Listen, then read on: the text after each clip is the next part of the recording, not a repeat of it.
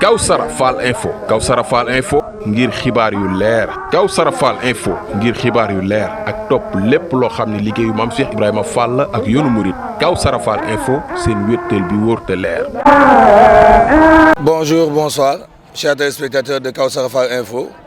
Nous sommes ravis encore une fois de vous recevoir ici. Mais cette fois-ci, nous sommes au niveau de la grande maison de Mame Cheikh Ibrahima Fall, sise à Touba, car depuis peu de temps, notre vénéré Khalif, Seigneur Amdi Modou Menda, a été remplacé par Seigneur Amdi Khady Fall après la disparition de Seigneur Amdi Modou Menda, à qui nous souhaitons l'agrément de son grand-père et l'agrément du Seigneur à travers la baraka de Seydina Mohamed sallallahu alayhi wa sallam. Et à notre guide, Seigneur Amdi Khady Fall, nous souhaitons une très longue vie et que Dieu lui permette de réaliser tous ses projets envers Serigne Mountakha Ibn Cheikh Mouhamadou Bachir Mbacké, qui est notre Khalif général. Donc, comme vous le voyez, nous sommes aujourd'hui au niveau de la grande maison de Mame Cheikh Fall à Touba pour la préparation des Ndogu que nous avons l'habitude de préparer chaque année, la communauté Baye Fall. Mais cette fois-ci, au lieu de préparer ça chaque vendredi, du fait qu'il est devenu Khalif, Serigne Amdi Khady prépare les Ndogu chaque jour.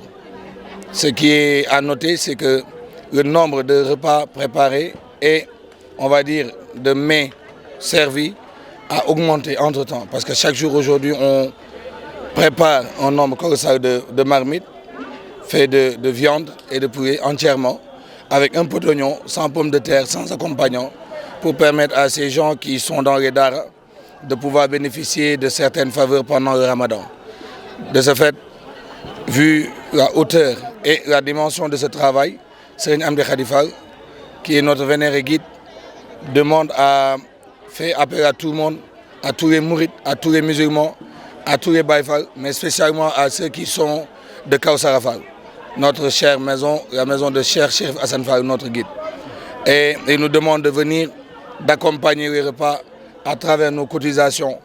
Et sachant qu'un vrai musulman, c'est quelqu'un qui peut dépenser tout son argent, toute sa fortune, toute sa famille, qui peut tout donner rien que pour avoir l'agrément de Dieu. C'est pour ça qu'aujourd'hui on est là, pour encore une fois vous partager avec vous ces faveurs et ces préparations. Et donc nous souhaitons à Serigne Amdi Khady Fall une très longue vie et à Serigne Amdi Modou Menda Fall l'agrément du Seigneur. À Serigne Mountakha aussi nous souhaitons une très longue vie. Donc vous êtes tous invités. Donc comme à l'accoutumée, nous avons vu que Serigne Amdi Khady Fall a l'habitude de préparer les repas, c'est Ndogu, chaque vendredi. Mais cette fois-ci, vu qu'il est devenu le Khalif général de Mame Cheikh Ibrahima Fall, il doit respecter une certaine tradition qu'on appelle le Koumté. C'est-à-dire, à partir du premier jour du Ramadan, jusqu'à la fin du Ramadan, chaque 10 jours, la famille de Mame Cheikh Fall a l'habitude de réunir des adiyas, des berndés, et les amener au niveau du Khalif général des Baye Fall, qui à son tour prépare ça, et pour le donner au Khalif général des Mourides, Serigne Mountakha Mbacké. Encore une fois, ceci n'empêche en rien le fait que Serigne Amdi Khady a décidé de respecter et de perpétuer la tradition que Cheikh Hassan Fall, son vénéré père, avait laissé ici, c'est-à-dire les préparations du vendredi. De ce fait, depuis dimanche, on avait commencé à préparer chaque jour 100 repas, c'est-à-dire 100 marmites. Mais aujourd'hui, on a vu qu'avec le vendredi, pour perpétuer la tradition de Diourbel, le cher Serigne Amdi Khady Fall a augmenté encore une fois et de manière importante, de manière très croissante, le nombre de marmites qui a été préparé et donc qui va être dédié au Khalif général des Mourides. De ce fait, il fait toujours appel aux Mourides, aux bonnes volontés, aux Baye Fall spécialement et à ceux qui sont ceux qui aiment Mame Cheikh Ibrahima Fall de venir lui rejoindre et de le rejoindre dans ce travail, et à qui nous souhaitons aussi un agrément. Nous souhaitons que Dieu nous accorde nos actes de dévotion, nous accepte nos actes aussi de talibé et de servitude en...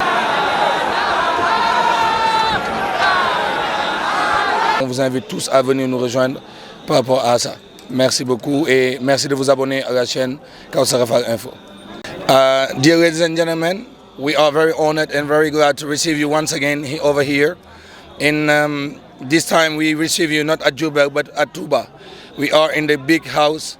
This is the house of Mame Cheikh Ibrahima Fall down Touba, where Serigne Amdi Khady Fall, the new Khalif of Mame Cheikh Ibrahima Fall, is the one that replaced Sëñ Amdi Modou Menda, and we wish him a great agreement from God. And to Sëñ Amdi Khady Fall, we wish a very long life with his disciples and his brothers and all the Mame Cheikh Fall family. This time we are cooking everything here down Touba because Sëñ Amdi Khady Fall is the new Khalif, and for that as he used to do, he has prepared every day, hundreds of meals, hundreds of food, hundreds of meat, hundreds of chicken, thousands of chicken to give to Serigne Mountakha, who is the Khalif of Cheikh Ahmadou Bamba Khadim Rassoul, and to whom we wish a very, very long life.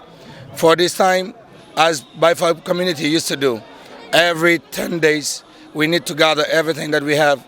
We bring it over here so that we can have the opportunity to prepare this food and to give it to Serigne Touba, Cheikh Ahmadou Bamba Khadim Rassoul, who gave this ndigal to Mame Cheikh Ibrahima Fall when they were at Diourbel. So this is a kind of activity that we used to do since Mame Cheikh Ibrahima Fall period, and we are still doing it, and we wish Sëñ Amdi Khady Fall to guide us on this way for a very, very long time again.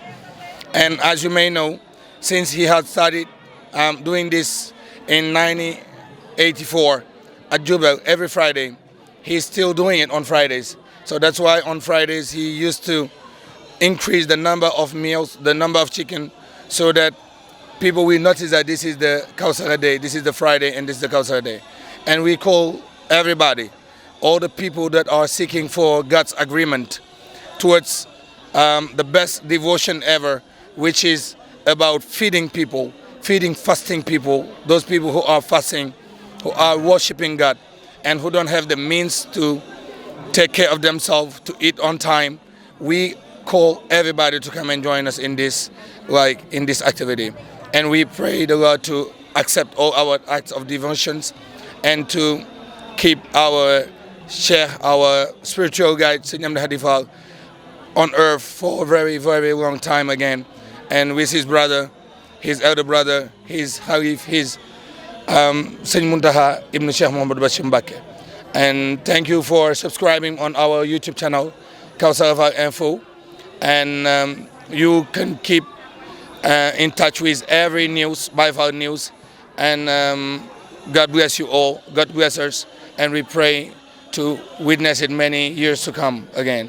Thank you very much. Thank you, everybody. Kausara Fall Info. Kausara Fall Info ngir xibaar yu leer. Kausara Fall Info ngir xibaar yu leer ak topp lépp loo xam ne liggéeyu Mame Cheikh Ibrahima Fall ak yoonu murit. Kausara Fall Info seen wéttal bi wóor te leer.